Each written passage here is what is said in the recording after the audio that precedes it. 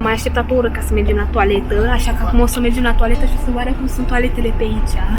Ioi, câtă lume e în autocar, ioi. Suntem în Italia, cred. Filmez picioarele. Ioi. Unde-i toaleta? Suntem în cringe moment. Suntem în Benvenuti la o benzinărie.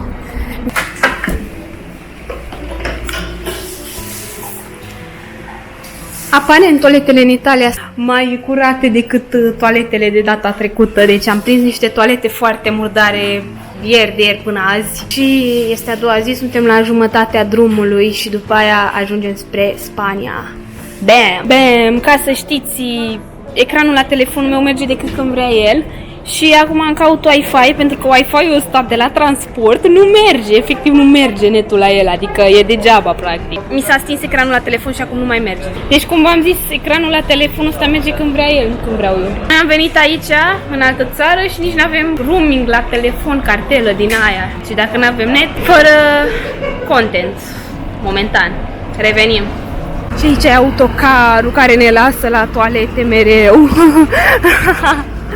Ioi! Și am ajuns în Spania, mie somn, este ora 12:30 noaptea. Nu, noaptea, sunt foarte obosită. Vă așteptăm pe sora lui să vină și să ne întoarcem. Ioi, aventură prin Spania!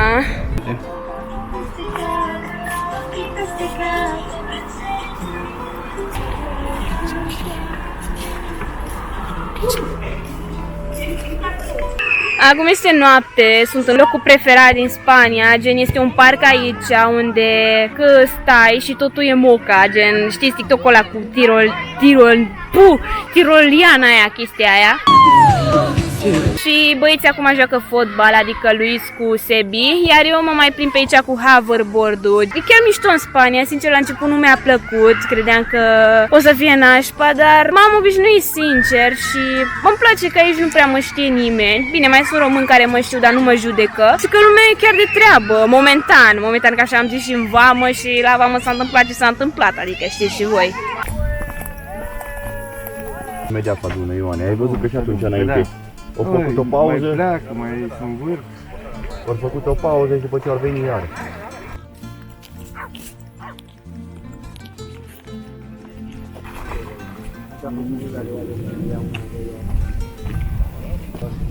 Ăsta seamănă cu tine. Nu seamănă cu tine, prințeso.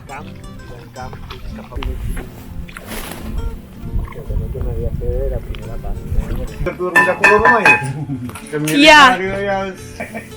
Dă-i! Hai! Are gușul doar? Am ieșit la plimbarea de seară cu Rio și Luis. Plimbarea de seară prin Spania. Nici nu știu ce se va alege din vlogul ăsta, sincer. Ceva random, așa, mai de vacanță, de distracție. Vedeți și voi zona. Da, trebuie să mă obișnuiesc cu singurătatea. Adică eu, genul de persoană care iese foarte des și își face prieteni și... Ai român pe aici. Da, dar nu prea mă bagă în seamă nimeni pe aici. Stai că încă nu E pustietate. Sí, yo no hablar español, yo hablar English Romania. Da, am și o engleză de nu mai pot. Vezi că ai puțină engleză pe Da, am o engleză, măcar să se înțelege ce zic, chiar dacă sunt analfabetă pe engleză, cine știe pe spaniolă cum sunt. E viață din partea casei. Ioi. Deci am primit card la hoverboard și acum o să le testăm, iar primul tester va fi domnul Luis.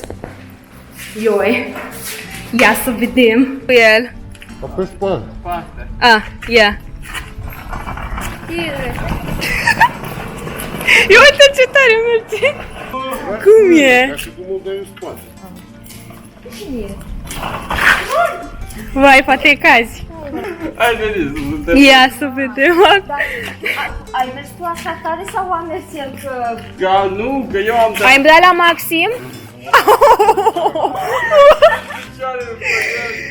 Bă, n-ai cum ia. Hai, cum merge? Că ia apasă, apasă! S-a dus! Da? Pune-te așa, nu? Da. Hai, Zandru, să nu intri o mașină. Tragi doar pe una, gen, împingi doar pe una. Da, amândouă cu viteză.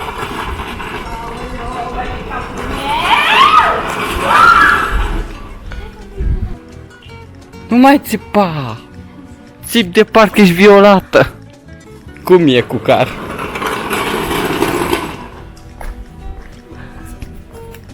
Era simplu într-o mașină. Urmează Rania din Spania, ia să vedem. Ia. S-a dus!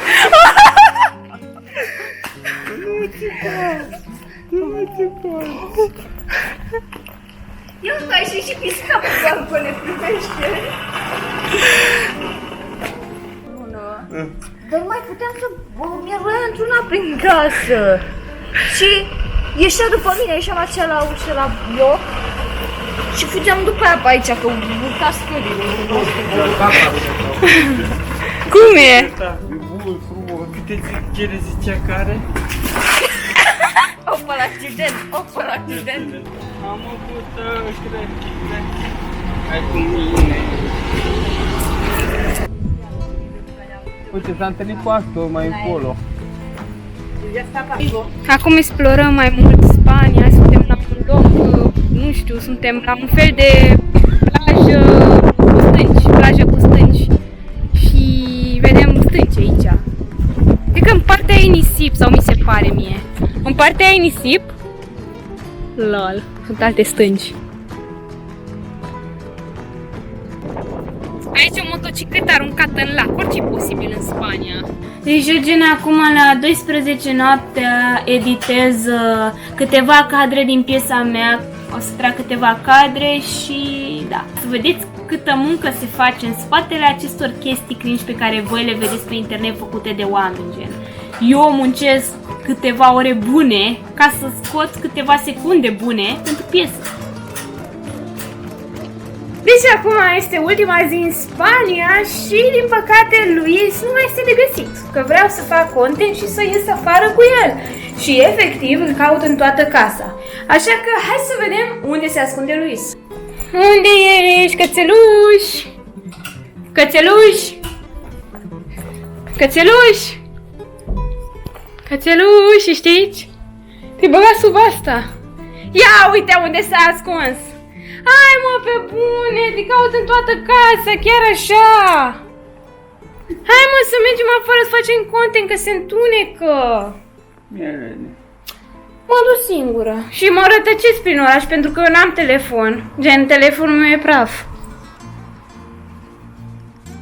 Luis este acolo, filmează cu camera mea veche, mă filmează pe mine pe camera mea micuță.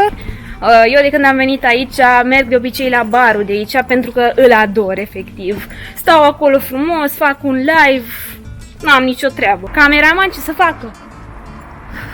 Parcă văd că dă zoom acum pe mine și... Te prind eu că dai zoom pe mine. Da, e clară treaba. Da, și cam aceasta este ultima zi în Spania, cred, și noi acum filmăm drumul și filmăm locurile de aici pe care le-am tot vizitat în acest timp, gen. Și după aia ne întoarcem înapoi în România, ce să facem?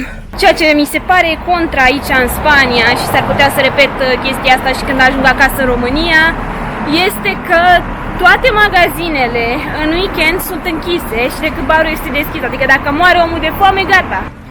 Sau dacă ți-e foame în weekend, în orașul ăsta, poți să-ți iei decât o pungă de chipsuri de la bar sau niște cartofi.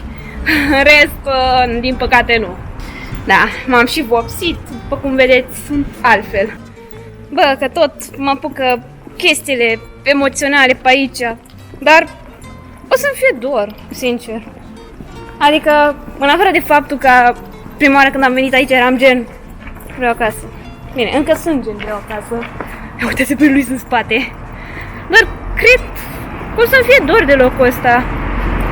Adică, știți, eu sunt Sandra, tipa aia de pe TikTok de care se lua toată lumea și pe stradă și pățea tot felul de chestii în România și lumea zicea bravo, meriți, nu știu ce, și aici lumea așa de treabă și ok și totul e chill.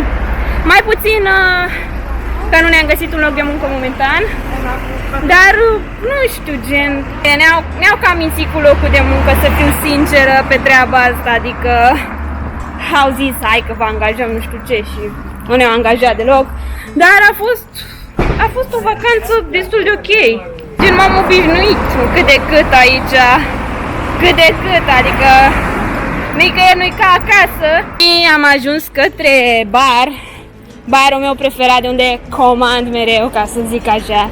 Gen, aici e terasa la care stau, la care stăteam foarte des. Și e cam foarte multă lume la ora asta.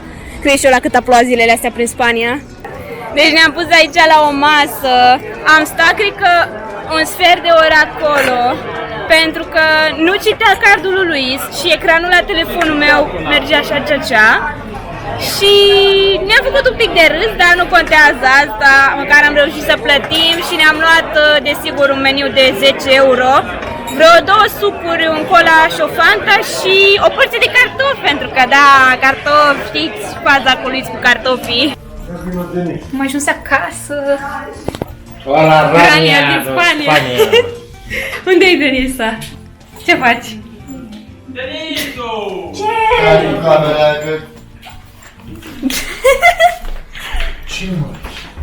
Ce faci? Camera, că vreau să-i zic ceva lui Valentin.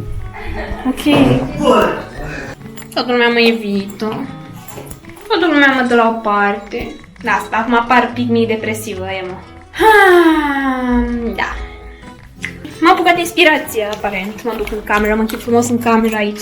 Și acum plecăm în România, ultima zi. Suntem aici, curat. Cu Denisa. Și cu Rania pe Spania. Și cu Luis care stă aici. Și l-avem mai și pe Rio. Și plecăm. Luis e foarte nervos, nu știu ce are. Mi-e cald. Acum am coborât din mașină și luăm biletele de aici, de la Tabita Tour. Și acum suntem prin Lerida, adică după o lună de stat prin Pobla, suntem prin Lerida. Și văd și eu Lerida acum, că am văzut o noapte decât. Bam! Bam! Acum am luat biletele, arată biletele. Da, biletele. Și ne plimbăm prin oraș, este ora 4 și trebuie la 6 să fim aici. Și până atunci ne plimbăm și vedem unde mergem. Și ce, mă, crocodilul care face ouă nu e animal? Ce e pasăre, crocodilul? Păi face ouă, nu e manifest. Doamne! Luis e gen... Nu-i frasul. Dacă păsările sunt animale. Ce? Uite mă ce arată în poza asta, apare cumva și papagal pe aici. Nu, dar e o parte mică, că nu sunt toate, nu sunt în poza aia, sunt toate animalele. Reptile îți arată la mamifere. Știu, sunt păsări. reptile. Eu n-am zis niciodată că nu sunt păsări, dar am intrat într-un grup de animale.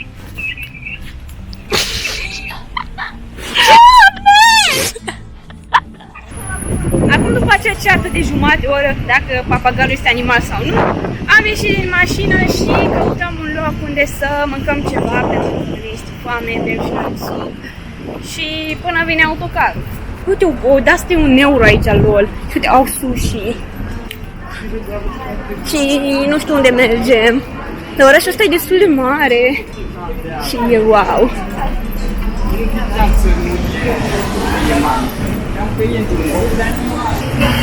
Încă se ceartă pe animale, efectiv. Încă se ceartă dacă pasărea e animal sau nu. Ne-am oprit și noi la terasă să mâncăm.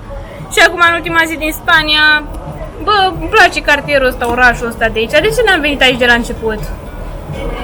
Da, finalul se lasă la sfârșit, ca să zic așa, adică ce mai bun rămâne la final, ca să pleci cu regrete. În concluzie, am putea veni aici doar dacă am avea mulți bani și am venit ca o vacanță. Noi am venit cu niciun leu în buzunar, ca să zic așa, am stat pe banii altora și faza asta m-a făcut să mă simt foarte nașpa. Măcar a fost o experiență de viață și da, mi-a părut bine.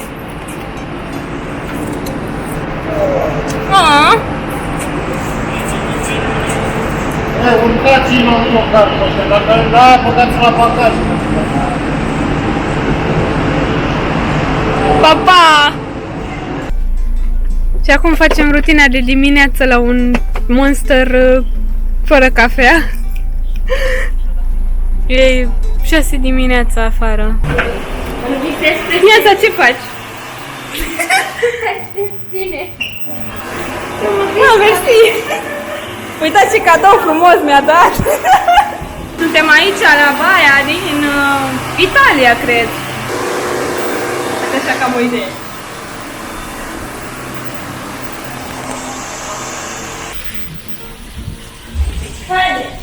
Și ce faci? Mă scuz. Sunt bine. Bate camera. Așa. Deci uitați ce au aici magazin în Italia, wow! Cu mine pe spate. Uite, am întors camera când te întors. Și cu mine pe spate.